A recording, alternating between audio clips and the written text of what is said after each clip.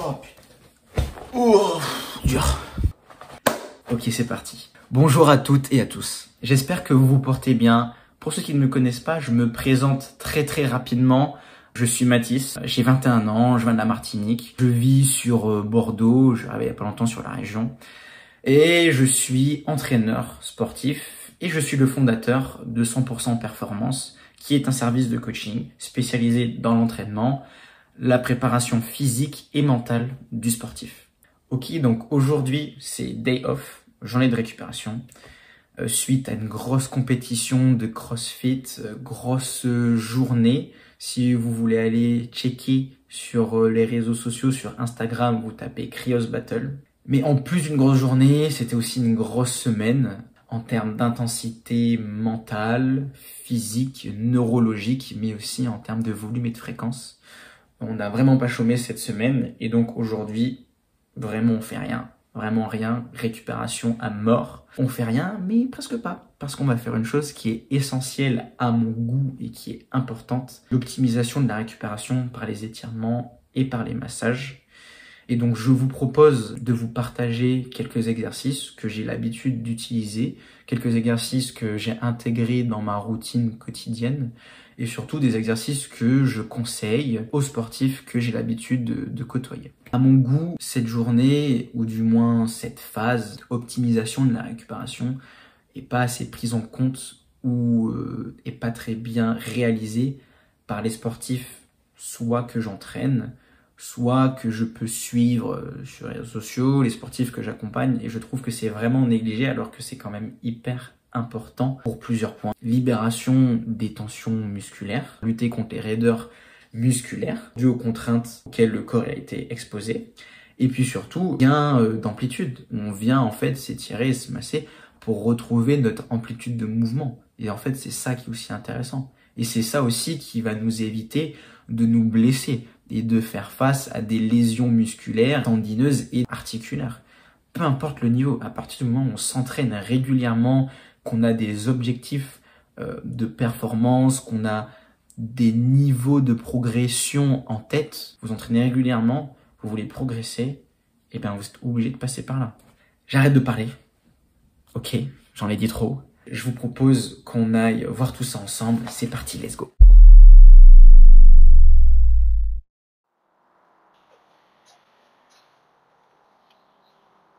Je vous ai parlé de tout ce qui est étirement, massage pour mieux récupérer.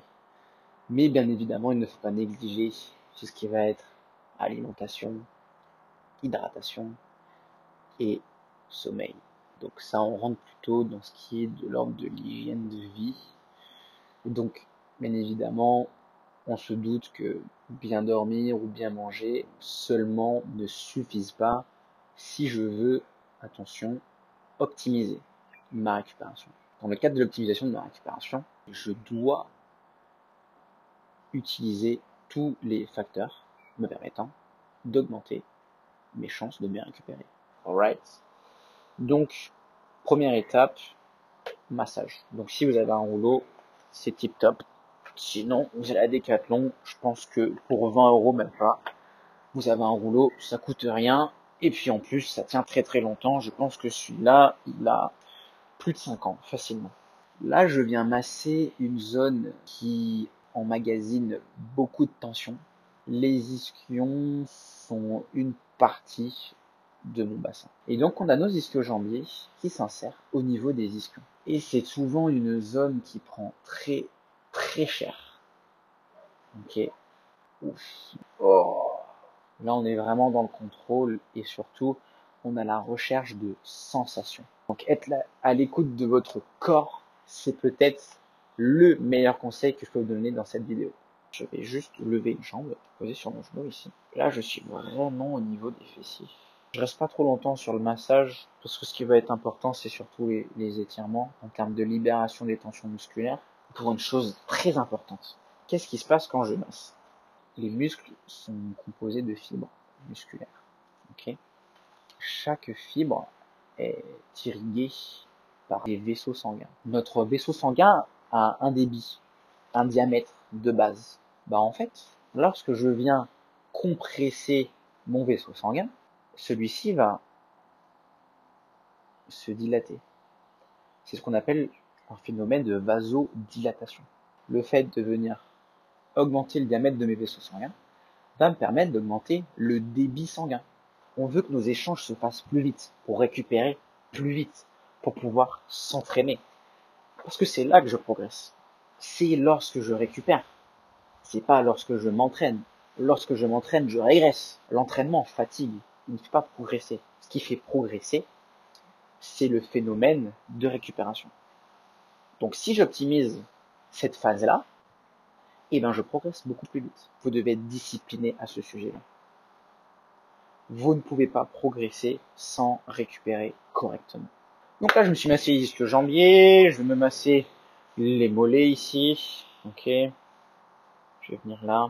Il faut savoir que Mathis Perard est un individu qui est assez souple de la chaîne postérieure dans le commun des mortels, but lorsque mes tensions s'accumulent suite à un effort important, je perds cette souplesse au niveau de mes ischio-jambiers et au niveau du bas de mon dos. Donc ça veut dire que pour moi, personnellement, ce sont des zones qui encaissent énormément de tension. Donc là, ici, je viens me masser le dos. Alors sachez que les lombaires, pour dire les lombaires, ça ne veut strictement rien dire. La zone lombaire, la région lombaire existe. Mais le muscle lombaire n'existe pas. Le carré des lombes existe. Longissimus latéraux des lombes existent. Mais les muscles lombaires n'existent pas. D'un point de vue anatomique, cette nomenclature n'existe pas. Si je veux être pointilleux d'un point de vue anatomique, je viens masser les muscles érecteurs du rachis, un petit peu le carré des lombes quand je viens chercher sur les côtés. On a les longissimus, on a les splénéus thoraciques. Ok. Oh. Ok, je vais relâcher. Maintenant, je vais commencer à m'étirer et je vais directement partir sur du roll over to sit. Donc là, je vais commencer par venir chercher ici. J'étire plutôt l'arrière de la cuisse. Et puis là, je vais relâcher. Et je vais partir en enroulement de ma colonne vertébrale. Tout en inspirant. Je tiens quelques secondes. Et je repars. Et là, on est parti pour quelques tours.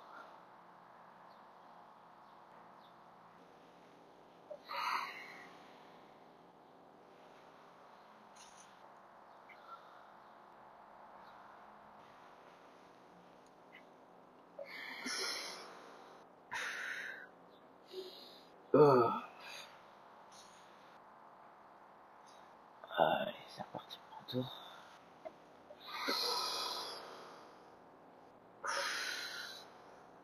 Oh, allez. Ok, maintenant, je vais venir étirer un petit peu les muscles fessiers. Pour bien faire ce mouvement, je ramène mon genou au niveau de ma poitrine ici. Donc littéralement, je fais un gros câlin. Et surtout, ma poitrine en question, je la bombe le plus possible. Là, vous ne voyez pas, mais mon dos est droit. Je suis pas en flexion. Mon dos est dans une position neutre. Et si je veux être encore plus pointilleux à aller chercher, je vais venir tourner la tête et poser la main là-bas pour ajouter une petite torsion au niveau des lombaires. Lombaires, je parle des vertèbres lombaires.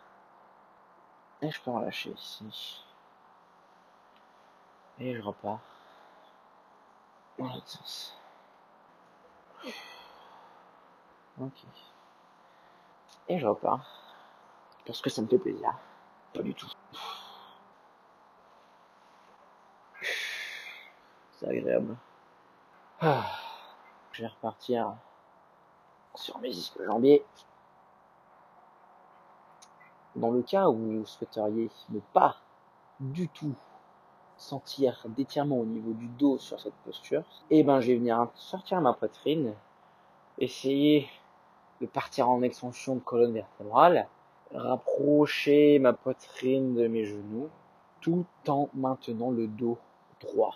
Et là, vous allez voir que ça va tirer beaucoup plus au niveau de l'arrière de la cuisse, les disques jambiers et des mollets, des triceps suréaux.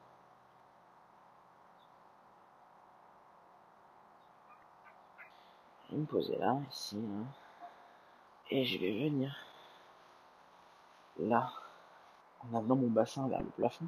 Donc mon bassin passe de là à là, vers le haut, et en reculant mes épaules et mes mains le plus possible vers l'arrière. De cette façon, j'étire les quadriceps, et si je veux être précis, pointilleux, le droit fémoral. Je vais en faire quelques-uns, et je reviens. Je relâche, et je suis reparti. Au passage, je m'étire aussi les muscles fléchisseurs de hanche, en m'engageant fort mes abdominaux et en contractant mes fesses, et je vais relâcher. Et pour cibler davantage les psoas, je vais venir en position de fente et je vais faire du Samson stretch.